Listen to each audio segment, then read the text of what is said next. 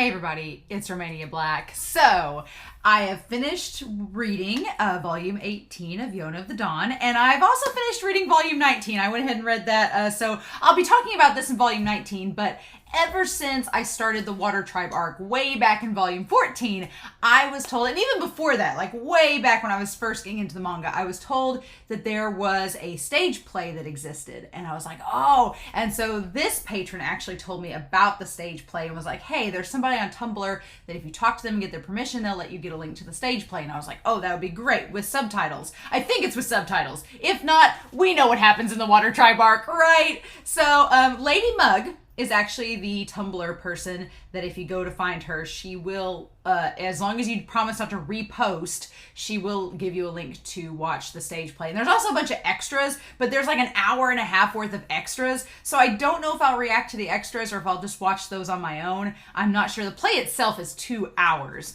But I was told that after reading volumes 14 through 16 and then after reading volume 18, because spoilers, there's going to be a surprise about Zeno being immortal in the stage play, then you can watch the stage play. And I was like, okay, I'll be honest, I've never reacted to a stage play before.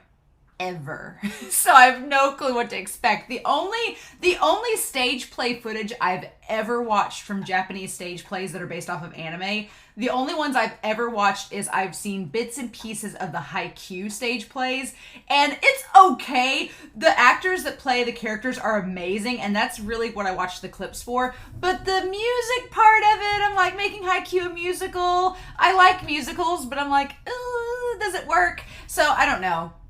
It's not exactly my jam, but the character parts, the actual character acting, and the parts that aren't musical with the haiku stage plays, I love. So I'm assuming that's probably what this is going to be too. It's probably going to be musical as well, I'm assuming. So I don't know how I'll feel about those parts. Or maybe it'll just be a straight stage play. I've heard there's a Banana Fish musical or Banana Fish stage play I'd love to react to.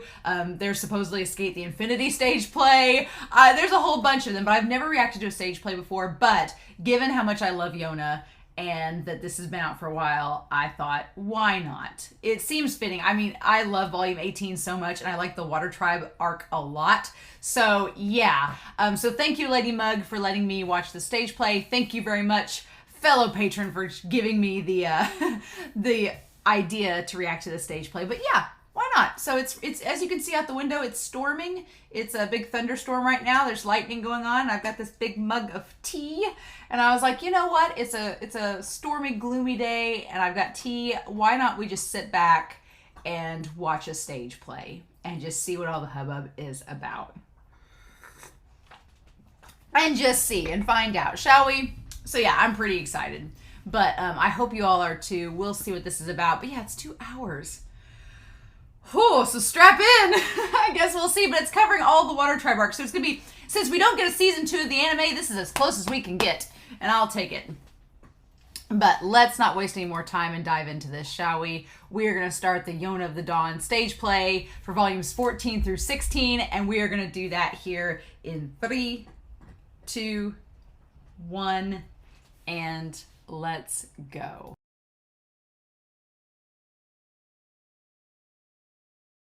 Holy cow! That went by really quickly. I looked down, I was like, wow, that 2 hours went by very, very fast. For having no subtitles and not being able to know exactly what they were saying, that went by. As soon as I realized there was no subtitles, I was like, oh, this is going to be a while because we're not going to know exactly what they're saying. But honestly, Yona transcends language barriers. Especially if you've read the manga. That is the one thing I'm happy about. I've read the manga, so I kind of knew what was going on. And they did take some liberties throughout, right? So they did, I've got it pulled up here, they did cut through a few things. They did not show kind of like the red light district with Jeha, which I don't know exactly. I am assuming that this is for a general audience. This stage play it's for a general audience. Yona surprisingly gets pretty dark. It gets pretty dark and graphic, and even, I'm assuming this is for a general family-friendly audience, because one, they did not have the red light district, like the entertainment district thing with Nadai. The addicts were kind of like zombies, but we didn't really focus too much on them. It was just like a plot point, let's move on. And then also, with that, the whole thing with Zeno, the spoiler, if he can't die, he's like, oh, I got stabbed and fine. We touch base on it for like 2 seconds in the beginning, and then that's it. And then we leave. Because it's a stage play and it's covering the series as a whole, they have to be like, okay, well, these other 3 dragons have a power.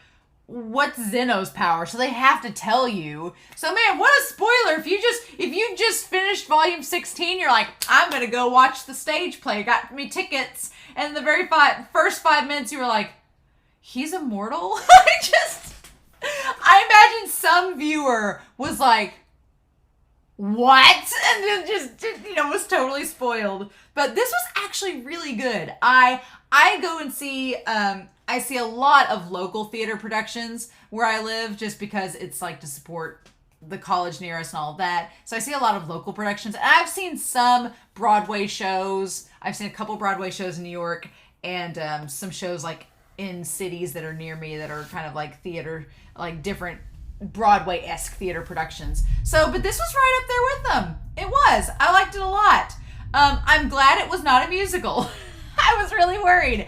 Not that I don't like musicals. It's just like Haikyuu, like I said at the beginning. Haikyuu is a sports anime turned into a play. I feel like it should be a straight adaptation, but they make it a musical and it's fine, but it's not, it's kind of odd for me as a viewer because I'm like, musicals usually have certain tropes, certain things leading into them. It fits certain like genre requirements, and Haikyuu is not one that you'd think would be a musical. So I'm glad this was a straight play. Glad it was just a walk-through dramatic production.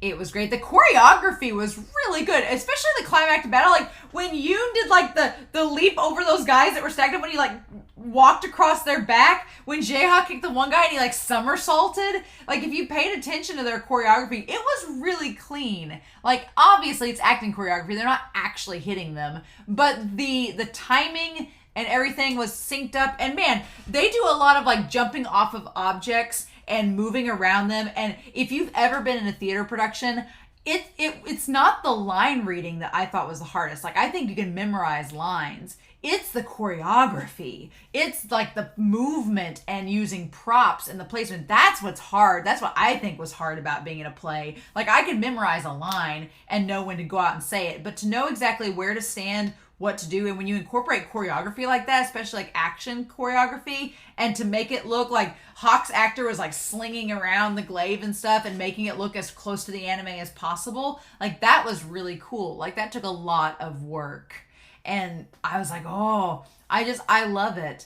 So all of the dragons, with the exception of Kija, were really well done. I like Sheena having the eyes. The only thing with Sheena is I would have made his like face makeup a little bit bigger, but I'm sure for makeup reasons they just couldn't do that, or for the microphone they couldn't do that. Jaeha's actor was great. I liked him.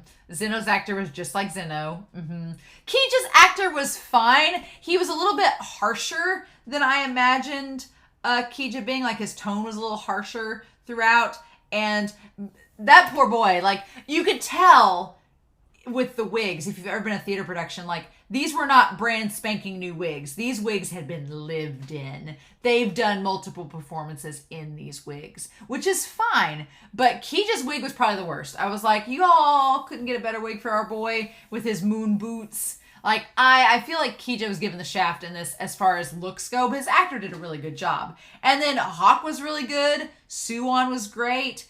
Judo was good, but Riri and Tetra and Ayura were just like I pictured them. Like, especially Riri's actress. Like, she was just how I pictured her. Like, she had that, like, pouty face and, like, had that kind of, like, spoiled girl, but she's tough and she wants to do good. She was great, but Yona, I mean, and Yoon was probably the best adapted costume, I think, out of the whole production. Like, Yoon's costume was immaculate. It was exactly like the anime. It was great.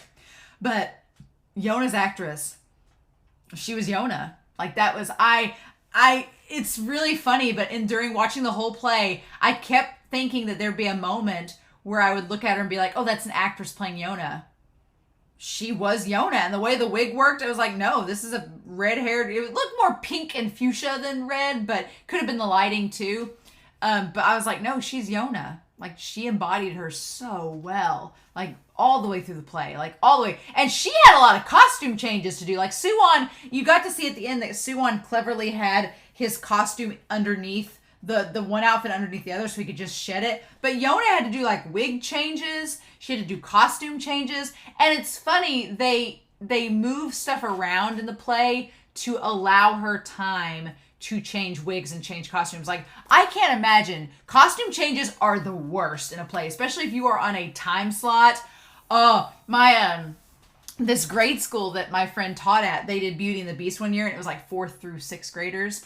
And the one girl that was Belle, she had to change her dress at the very end. And we knew that, I mean, because she was a 5th grader. So, you know, we knew that it was going to take some time. And we're like, and so we told the guy playing the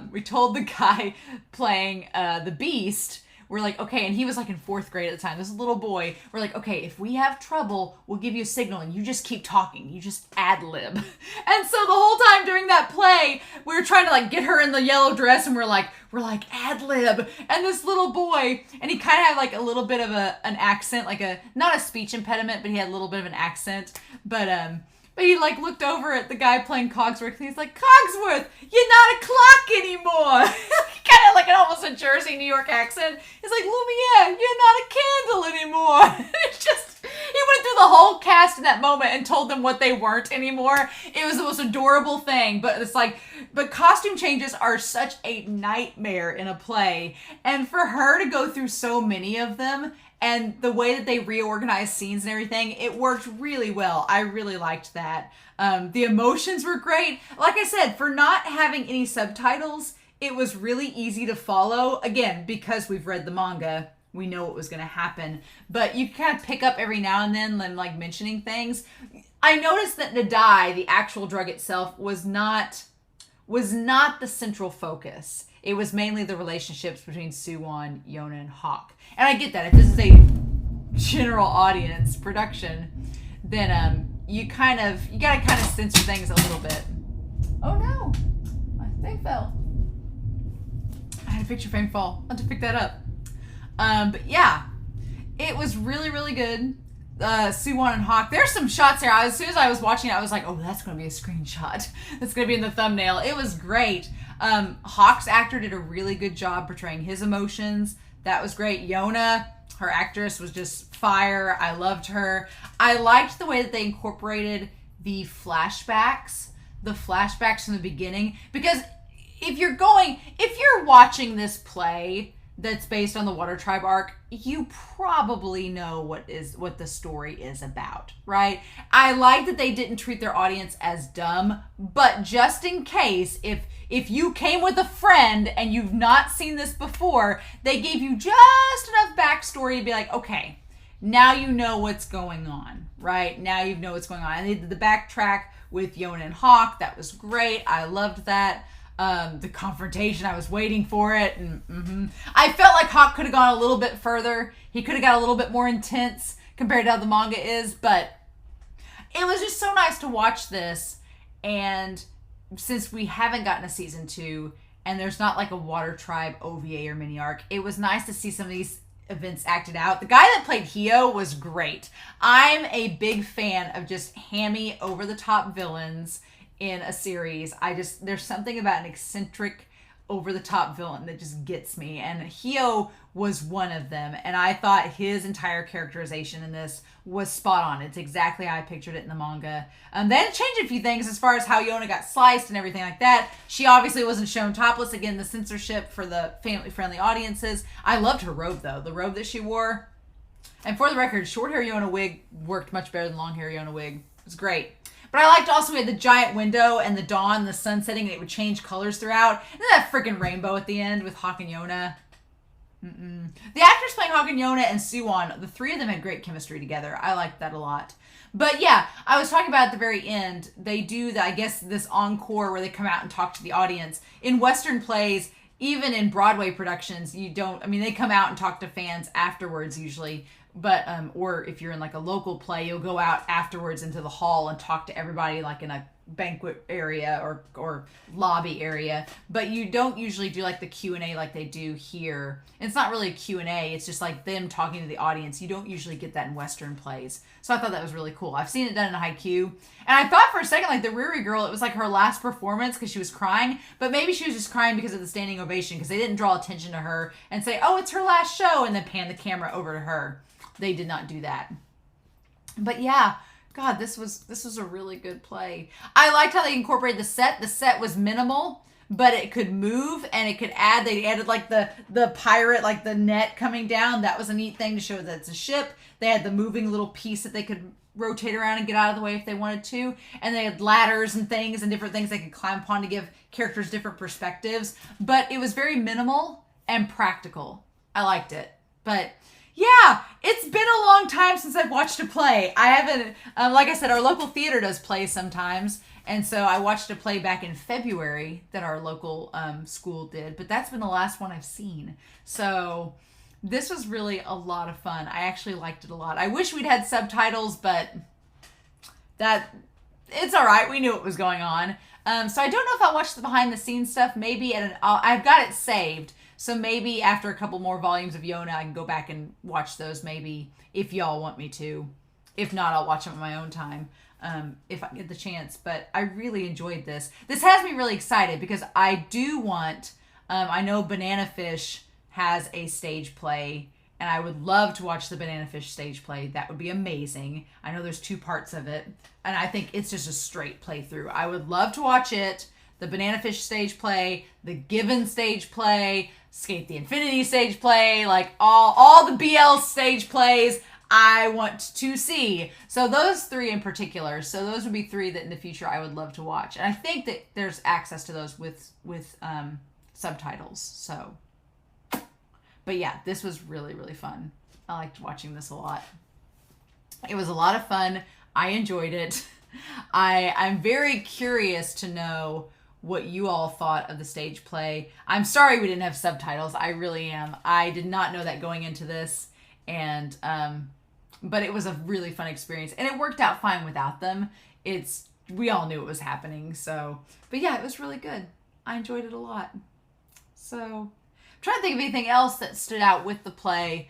As far as, I liked them going into the audience for the one part, like the intermission, going into the audience. That was really good. I enjoyed that. And just like some of the little subtle acting, that's the one thing about this play and the fact they filmed it. If you've ever gone to see a play, seating does kind of matter, because if you're like far, far off, you can't see their expressions unless there's like a mega screen showing it to you. So a lot of times, Yona's character, especially Yona's actress, she had so many like little micro expressions that were so freaking good. I was like, oh, that's really good. Like she could just portray, especially when Suwon showed up, she just had this look like she didn't trust him. Like that was great. I really liked that a lot. But yeah, those were all really good. And then Suwon's acting, everybody, and tying it all back together in a nice little bow. That was a lot of fun. So yeah, I hope you all enjoyed this reaction. I'm very curious to know your thoughts down below. But yeah, this was wonderful. I'm so glad I watched it. And now I've already read volume 19, but I have not read volume 20 yet. So sometime later this week, I will probably be reading volume 20. So that'll be exciting. So I know volume 19 still has to come out next. So hopefully you'll enjoy that. It was a great follow-up to volume 18. But so in any case, I hope y'all are having a wonderful week. Please stay safe, take care, and yeah, I will be back very soon at the end of the week with more Yona of the Dawn. Bye.